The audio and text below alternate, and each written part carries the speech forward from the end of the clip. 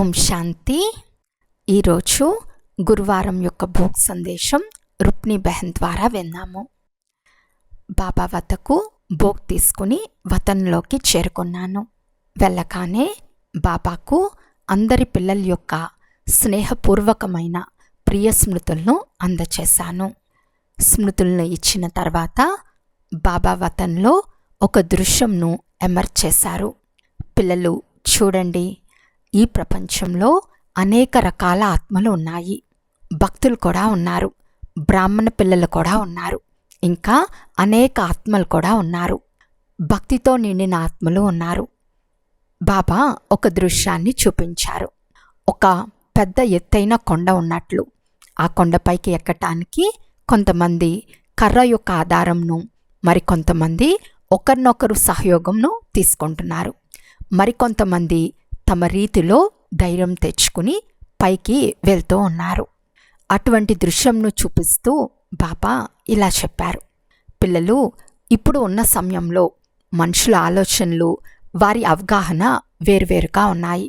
కొందరు భగవంతుని పొందటానికి, కొందరు తమ కోరికను నెరవేర్చుకోవటానికి ధైర్యంను కూడగడుతున్నారు మరియు ధైర్యంతో నడుస్తున్నారు.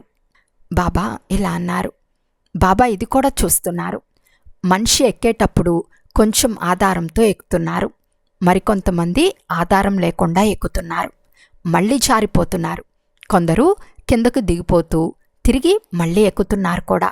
ఇదే విధంగా బ్రాహ్మణ జీవితంలో కూడా బాబా పిల్లల్లో చాలామంది ఈ విధంగా ఉన్నారు. వారికి పూర్తిగా జ్ఞానం అర్థం కాని కారణంగా జ్ఞానం యొక్క పరాకాష్ఠను పొందలేదు.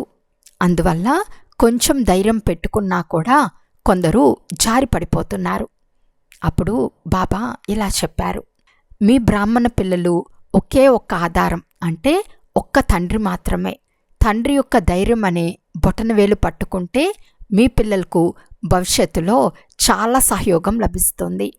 అలాగే బాబా అనేక పిల్లల్లో ధైర్యాన్ని, సాహసాన్ని కూడా చూస్తున్నారు. కొంతమంది పిల్లలు ఎప్పుడూ ఉల్లాసం, ఉత్సాహంతో ఎగురుతూ జ్ఞానం, యోగం అనే రెక్కలు పెట్టుకుని తమను తాము చాలా బలమైన వారిగా, శక్తివంతులుగా తయారు చేసుకుని ముందుకు సాగుతున్నారు. మళ్ళీ బాబా ఇలా అన్నారు. సమయానుసారంగా పిల్లలు కూడా స్వయంలో ధైర్యాన్ని పెట్టుకొని బాబా యొక్క సహయోగంను అనుభవం చేసుకుంటూ ముందుకు సాగాలి. ఎందుకంటే లక్ష్యానికి చేరుకోవటం తప్పనిసరి.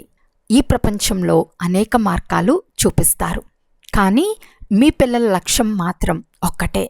మీరు బ్రాహ్మణ పిల్లలు ఒకే లక్ష్యాన్ని తీసుకుని పురుషార్థం చేస్తారు.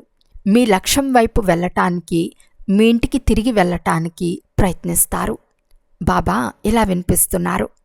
పిల్లలు ఉన్న ప్రతి స్థలానికి బాబా చక్కర్లు కొడుతున్నారు. ప్రతి చోటు తిరుగుతూ పిల్లల ఆటలు, దృశ్యాలను చూస్తారు. అప్పుడు కొన్నిసార్లు బాబాకు తన పిల్లల మీద నవ్వు కూడా వస్తుంది. మరికొన్నిసార్లు బాబా తన పిల్లల మీద కరుణ కూడా వస్తుంది. ఇప్పుడు సమయానుసారంగా విశేషంగా ధైర్యం నింపుకుని తండ్రి సహయోగంను అనుభవిస్తూ ముందుకు సాగాల్సిందే. బాబా ముందు భోగ్ ఉంచబడింది. ఎవరి కోసమైతే భోగ్ అర్పించబడిందో బాబా వారిని గుర్తు చేసుకున్నారు. బాబా వారికి ప్రత్యేకమైన ప్రియ స్మృతులను అందచేశారు. బాబా ఇంటికి అనేక రకాల పిల్లలు వస్తారు. తమ మనస్సులోని భావనలను తీసుకుని తండ్రి ఇంటికి చేరుకుంటారు. కాబట్టి బాబా ఈరోజు ప్రత్యేకంగా అందరి కన్యలను కూడా విశేషంగా బాబా ప్రేమతో కూడిన ప్రియ స్మృతులను అందచేశారు. బాబాకు నేను ఇలా చెప్పాను. బాబా కన్యల్ ట్రైనింగ్ కూడా పూర్తవబోతుంది. బాబా ఇలా సమాధానం ఇచ్చారు. మీరందరూ మీ ఇంటికి వెళ్ళి మధుబనం యొక్క సువాసనను వ్యాపింపచేయాలి. ఏదైతే ఇంతకుముందు మీ జీవితం ఉందో, ఇప్పుడు ఏదైతే జీవితం ఉందో, అంటే మీరు ఏదైతే పరివర్తన చెందారో దాన్ని ప్రాక్టికల్లో చూపించాలి. బాబా పిల్లలందరికీ స్నేహభరితమైన విశేష ప్రియ స్మృతులను అందచేశారు. బాబా యొక్క ప్రియ స్మృతులను తీసుకొని నేను కిందకు చేరుకున్నాను. అచ్చా, ఓం శాంతి.